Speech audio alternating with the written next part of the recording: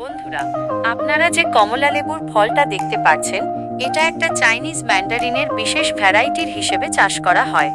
এর খোসা একটু উঁচু নিচু ও মোটা হওয়ায় দেখতে অন্যরকম লাগে।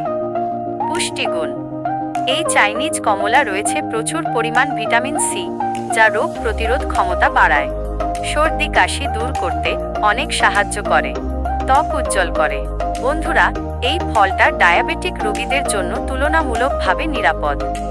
চাষ সম্পর্কে অভিজ্ঞতা: এই চাইনিজ কমলার গাছ অনেকটা খুবই শক্ত এবং ঠান্ডা, আর্দ্রতা ও হালকা শুষ্ক আবহাওয়ায় ভালোভাবে বেড়ে উঠতে পারে।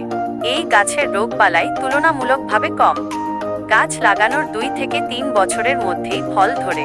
বন্ধুরা, সাধারণত কমলা শীতকালে পাকে। মাটির ধারণা ও সার প্রয়োগ: এই কমলা দোআঁশ বা বেলে দোআঁশ মাটিতে ভালো উৎপাদন হয়। পানি নিকাশ ভালো হতে হবে, অতিরিক্ত পানি ক্ষতি করে। মাটির আর্দ্রতা মাঝারি রাখা জরুরি। এর সার পরে ও এর চেয়ে বেশি কিছু সার প্রয়োগ করা লাগে না।